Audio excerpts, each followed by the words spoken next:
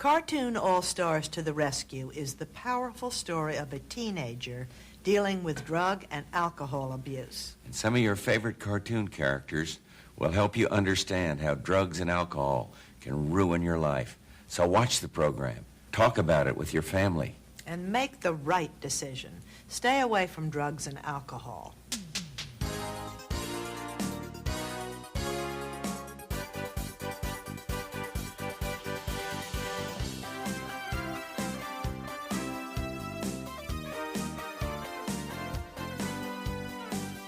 Hey, I'm Tyler. And I'm Katie. You're listening to Not-Stalgia, the podcast that makes you feel as good as you did every time you got the straw into your Capri Sun on the first try. I have to say that was pretty oddly satisfying. Did you ever stab all the way through the back and just have a total mess? I was an incredibly deliberate Capri Sun perforator. I wasn't. I know. I can tell. Kate, we're going to go back in time to April 21st, 1990 at 10:30 a.m. Okay. At that exact time, a rare event occurred. Every network, ABC, NBC, CBS, Fox, independent local stations, and a lot of cable channels aired the exact same program at the same time. Were we going to war? What's the... Well, yes. Oh, no. We're going to war with drugs. Oh, boy. And enlisted to fight on the front lines were the Cartoon All-Stars in this show we're going to watch today. It's not a series. It's a one-time special event. Cartoon All-Stars to the Rescue. We definitely watched this in elementary school as well. What's alarming about that, you're right. At some point, they had this on tape or on Laserdisc or something, and they showed it to us. Do you At remember least what once grade? a year. Yeah, you think? I think it was once a year. And it might have been a whole third school. grade to fourth grade. Right. But the problem is that was in 1998, 99. Pretty, 9 years after this first aired. A lot of the cartoons that are featured in it weren't on anymore. The president who we're going to see at the beginning of it wasn't president anymore. I will admit that did confuse me as a kid.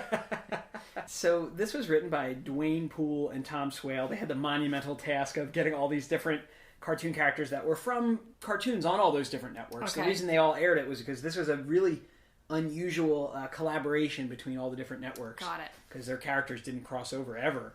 And I want to read you something that a young senator, well, he wasn't that young, a senator said at the time of this airing. I found this in a 1990 New York Times article. The New York Times website, the fact that they have their articles from 1990 still up is fantastic. So this senator said that the Cartoon All-Stars to the Rescue is, and was, maybe still is because it's the only one of its kind, the single most ambitious and important drug education program ever attempted anywhere. If you're a parent like me, you know who the Teenage Mutant Ninja Turtles are.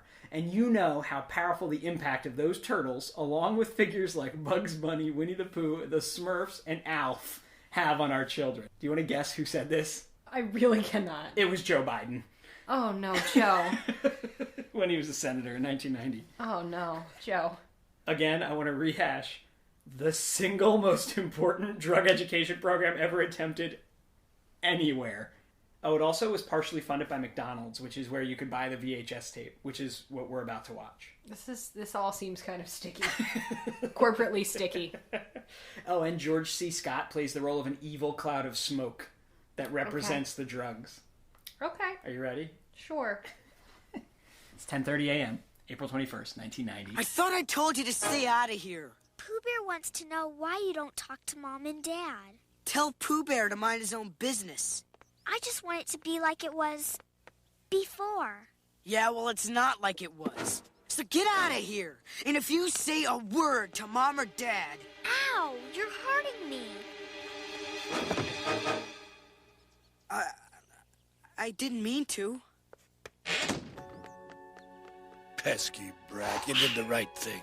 Well, I don't know. She is my little sister. I don't know what's right anymore. I'm not in very good shape. You look great. Would I lie to you? When I watched this, we were in the LGI, which was like the large group instruction room, and it could fit our entire school because we went to a small rural school. I wonder if, this was part of a program where you were required to show, a certain amount I think you're right. Anti-drug programming each year. You know what I mean? This is the entire VHS tape. How great is this? We got the FBI warning. We got this heartwarming Ronald McDonald Charities video. Oh my gosh, they're really flinging that kid. Am I wrong to think that George Bush here is a little too positive when he said, drugs and alcohol can ruin your life? I really wish that, side note, and this is not to trash our elementary school, I wish our elementary school had followed up on this with any kind of discussion at all. They were like, all right, kids, go to recess. Yeah, like, here, watch your show. Right? There was, like, no discussion about Nothing. this. If anything, I feel like this created a association in my head, incorrect or correct, between drugs and my favorite cartoons. I don't want to read too much into this, but this is a Smurfs comic book. Yeah. And the Smurfs are going to come out of there. I'm just trying to figure out how all the characters get together. What's the logic behind this? The Smurfs inside the comic book have taken an interest in their owner's life. Just a picture of Alf. That's not helpful. She has a framed picture of Alf in her bedroom. This family bought a lot of licensed merchandise. She's got a Garfield lamp. Kermit, baby Kermit alarm clock. I'd like to note that this family has affluenza. I can see, like, the things coming from a visual medium, but these guys are crawling out of a record. The Alvin and the Chipmunks. This was like Avengers Infinity War before Avengers Infinity War. What a team up. What is that, Slimer? Yeah, from the Ghostbusters? There's a really popular Ghostbusters cartoon that we need to do an episode on. I think I was genuinely confused by this. Like, because, why is he there? I didn't know. If anything, what we're going to get from this is a list of shows we need to watch for future episodes. Are Alvin and the Chipmunks just wearing, like, nightgowns? I'm confused. I think, like, all clothes are big on them because they're so small. Oh, no. He's so angsty. Did Alf just make... Yeah, he just made a Leave It to Beaver reference. Who is this for? No one. It's pretty rough that he stole his sister's piggy bank to buy drugs. All of these cartoons are just parachuting out of here to go save the brother. Yeah. Why doesn't Alf have any pants? He's given Bugs Bunny so much attitude. He's just an angsty, solidly middle-class kid. I get why her animals or her cartoon characters are chasing after the brother. Where'd Bugs Bunny come into the mix? I don't know. He just showed up. Maybe they put out like an APB. So wait, my question is, it's like the 90s, yes. And they went back in time 3 years or so, and they're in the 50s. It does seem like it, doesn't it? So the younger sister is trying to bring her concerns about her brother's drug use to her dad, and he's like, he's just a weird teenager. Oh, the turtles are here. At least one of them is.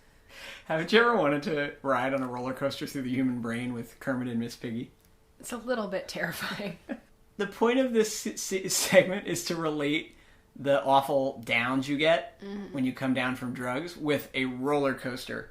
Which is, like, really fun for kids. Yes. I don't know if that's the best strategy to convince kids not to do drugs. Maybe. How come there got to be only one Ninja Turtle, but there's 3 Muppets in this scene? There's no equity here. Hey, we know them. From the DuckTales. Huey, Dewey, and Louie. I don't remember there being a song. Do you? Apparently there's a song. Did Alf just knock down the Berlin Wall? Yeah, actually, I think. He's in some sort of evil amusement park. There's, like, saws everywhere. I just think there's a lot better resources out there today. Yes. For kids. Yes. About drugs. With actual evidence-based programs. There are plenty of very good reasons for kids to not do drugs. Not one has been addressed really here. Or if they haven't been explained in any ways. There's just a lot going on here. The Looney Tunes are too good for this program. They're not in the same category as the Teenage Mutant Ninja Turtles or the Smurfs in my mind. What are they doing here? I felt really long. Oh my god, did you see who wrote that? Howard Ashman and Alan Menken wrote the song. They're like the guys who wrote all the Disney movies at this time. They phoned this one in, I think. Like, they wrote, like, the Little Mermaid songs, the Beauty and the Beast songs, and the Aladdin songs. Oh, look! The phone number for the National Alcohol No one has Drug. watched to the end. I remember when we would watch this in the LGI, it would, like, barely get to the end. It'd be like, stop the laser disc! Send these kids outside. We're not going to have a conversation about this. How do you open the Laserdisc tray? You can't get rid of me this easy. I'll be back, and you can bet on it. He's right, you know. He will try to come back. And when he gets here, we'll be ready for him. Right, guys? Right! Here's the problem. You want to be like, yeah, this is... But, like... A helpful... I'm telling you that evidence-based programs would say, like, this does not work. And there was, like, little to no information about drugs for children. Right. It was just a series of scary images. Right. There's all scary stuff. So now all these kids are scared, but they don't have any, like, understanding of, like, why. And then, God forbid, They they shouldn't do do drugs. decide to use drugs once. It's not going to be as scary as it Yeah. was portrayed here, and they're going to doubt this. Is that how that works? Yeah. Is that how the DARE program failed? Sometimes. Let's have a constructive conversation here. What Okay. was effective, or not even effective, but what were some of the true, well-explained things that they included there to help kids be informed about drugs and make healthy choices regarding them? Drugs might change your personality. Okay. You might do things out of character because of the drugs, like take your sister's money. Or at one point he like physically hurt his sister because he was flipping out because she almost touched his box of drugs. How about when they showed him in the future and he was like completely strung out and like Yeah. bad skin and was holding a hypodermic needle? I guess that's a possible outcome of drug use. Not Sure. the drugs that he was using, but he was offered crack in this. This is maybe where it gets confusing because they don't differentiate much. So he And, like, I feel like as a suburban kid, I Yes. wasn't, like, I don't think I understood, like, what a crack rock was. Right. You know? Right. There's a kid holding like a handful of what it's supposed to be. So he at the start of the show, he's already clearly been smoking marijuana for a while. And then they show you when Bugs Bunny shows up with a time machine, they show you him doing that for the first time because he finds some older kids who pressure him into doing it. And then as this goes on, he's offered crack but doesn't do it. And then the characters sing him a song about how all the different hundreds of ways to say no and all the excuses you can make. And then they show a haunting vision of him in the future if he progresses onto harder drugs. They seem to hint at the addiction because, like, the George C. Scott Smoke Yeah. Monster guy, they're like, he'll be back and we'll deal with him when he comes back. I don't know. Oh, I guess he's been drinking the beer too. That was Yeah. a really... They really glossed They over threw that that. away, yeah. They didn't address alcohol Yeah. at all other than that. Some beers are missing. I just think that there's a lot of ways they could have done this, but this was, like, the most 90s way. You know what I mean? Yeah. Like, in the 90s, the war on drugs was at its peak. Yeah. You know? It seemed like they didn't want to commit to being a little more factual and direct Yeah. or something. Somewhere I don't know, along maybe the way. it's for, like, young kids. I don't know. I don't. But. And again, I don't want anyone to listen to this and mistake our stances here. We don't think kids should do drugs.